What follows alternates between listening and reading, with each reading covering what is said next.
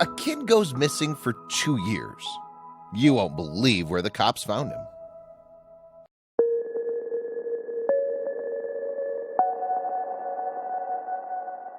Ending a relationship between a married couple is synonymous to heartbreak and sorrow.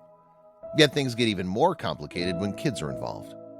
As such, an event impacts them at too many levels and turns their world upside down, especially if they have to choose which of their parents they want to live with. Needless to talk about the legal battles, custody disputes, court appointments, and the ensuing high bills. Today's story is about Shannon and Michael, whose divorce led to the most bizarre disappearance case. But before we start today's story, make sure to subscribe if you haven't, and hit that notification bell so you won't miss any new stories. Michael Chikevdia and Shannon Wilfong had already had a rocky relationship when they found out that Shannon was pregnant with Ricky. And despite their efforts to make it work and stay together for Ricky, their disputes were too much to handle.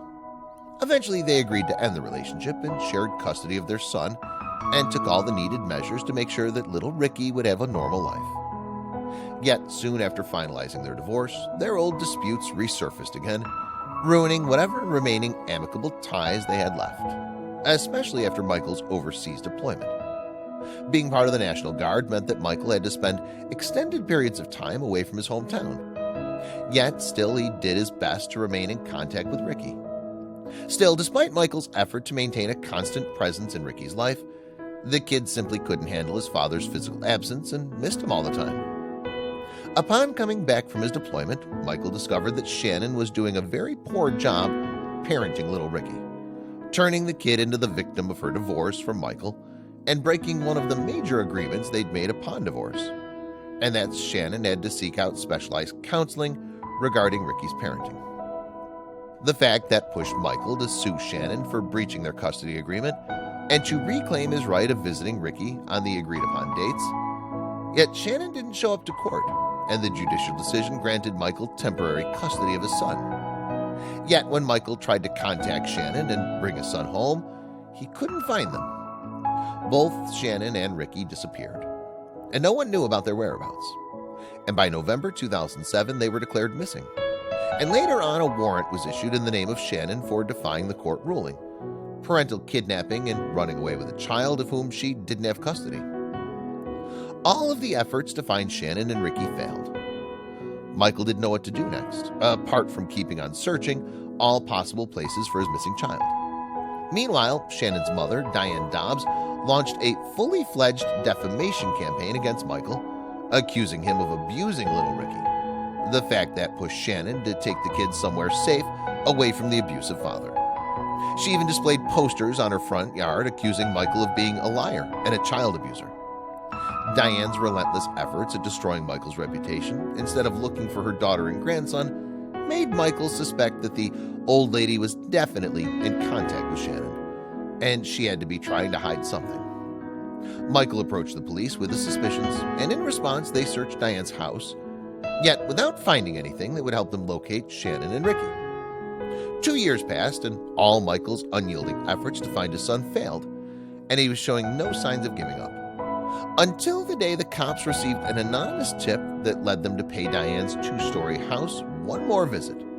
Yet this time they were determined to scrutinize every inch in search for any clues. As the police were inspecting the house, they moved a wooden dresser aside to make the most unexpected discovery. The wooden dresser was hiding a hole that led to a 12-foot long, 5 feet wide, and 4 feet tall dark room in which Shannon was hiding with little Ricky. Further investigation revealed that Diane used the secret room to hide her daughter and grandson from the police for the past 2 years. The kid was found in a seemingly good condition, and Michael's years of looking for his son were finally concluded with success. Yet things didn't stop there, as the story of Ricky and how he was hidden away in a 60 feet square dark room for 2 years took the national media by storm, naming him the boy behind the wall. Ricky was so happy to finally leave that dark compartment and step outside Diane's house for the first time in 2 years. In fact, Illinois Police Master Sergeant Stan Diggs said, "We let him out of the car and he ran around like he'd never seen the outdoors." Everyone, including the media, came to one conclusion. The little boy was forced against his will to hide away in a dark room instead of enjoying a normal life. And whoever were the perpetrators, they must be held accountable for this appalling act. Shannon was taken into custody and she faced several charges, including child abduction, and Diane was charged for aiding child abduction and joining her daughter in jail, before the latter was freed on bail. After her release, Shannon tried to manipulate the media in favor of her daughter claiming that Ricky enjoyed his 2 years of house confinement. Yet the kid's condition said that the opposite of that. He demonstrated signs of isolation. Fortunately, the kid could quickly recover from his ordeal soon after his liberation, as he surprisingly reintegrated into social life easily as he was placed into custody of Michael's relatives. Meanwhile, Shannon pleaded guilty to 5 misdemeanors and was released on $1,500 bail. Still, she spent 2 years on probation while Michael gained full custody of his son. Retiring 1 year later, Michael could finally offer Ricky a normal life in a stable home that he was denied because of his mother's irrational actions and decisions.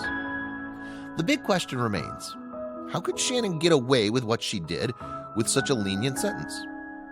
The judge and the prosecutors who were in charge of Shannon and Diane's prosecution must know that their leniency might be sending the wrong message regarding the stance of the law on child abuse and abduction, and how narcissistic people can get away with what they do unpunished despite the negative impact of their actions on the lives of other people, including innocent, helpless kids.